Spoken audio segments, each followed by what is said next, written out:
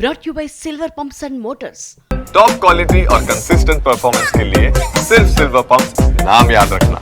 Janasena Tirupati in charge Kiran Royal episode ఇప్పుడు పార్టీలో చర్చనీయాంశంగా మారింది. ప్రస్తుతానికి కిరణ్ ను పార్టీ కార్యక్రమాలకు దూరంగా ఉండాలని అధిష్టానం ఆదేశించింది. మరోవైపు ఆయన తిరుపతి అడిషనల్ ఎస్పీకి ఫిర్యాదు చేశారు.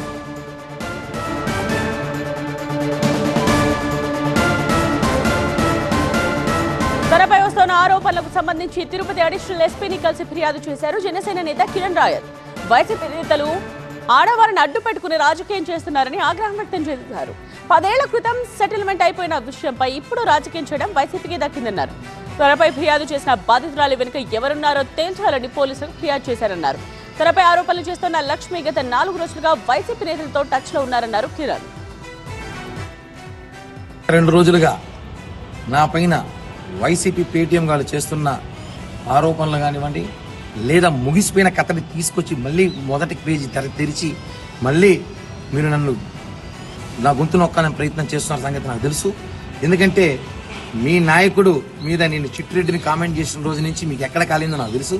దాన్ని మీరు నన్ను గొంతు నొక్కాలని ప్రయత్నంలో ఎప్పుడో 10 ఏళ్ల క్రితం సెటిల్ అయిపోయిన ఇష్యూను కూడా తీసుకొచ్చి ఆర్థిక లావాదేవీల్ని రాజకీయం చేయడము మీ పార్టీకి తగునరా బాబు.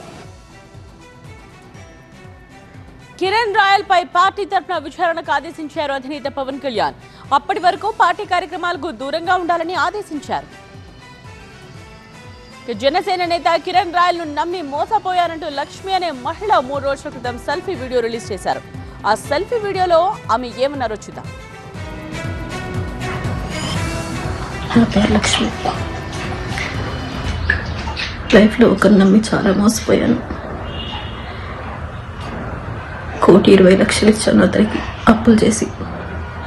అతను నా పిల్లల్ని చంపుతానని బెదిరించి ఎన్నో చేసి కేవలం 30 లక్షలకు నా దగ్గర బాండ్లో చెక్కులు రాయించాడు. అతను ఎవరంటే కిరణ్ రాయల్, తిరుపతి జనసేన ఇన్ఛార్జ్. ఆయన చనిపోయాకైనా ఆ డబ్బులు నా పిల్లలకి చెందుతాయని ఆశిస్తున్నాను. కేవలం కిరణ్ వల్లే నేను ఈరోజు చనిపోతున్నాను. కిరణ్ లక్ష్మి వాళ్ళ ఇంటికి వెళ్లిన సీసీ ఫుటేజ్ తాజాగా వెలుగులోకి వచ్చింది. ఆమె ఇంటి లోపలికి వెళుతున్న దృశ్యాలు, బయటకు వస్తున్న దృశ్యాలు మనం స్క్రీన్ మీద చూడొచ్చు.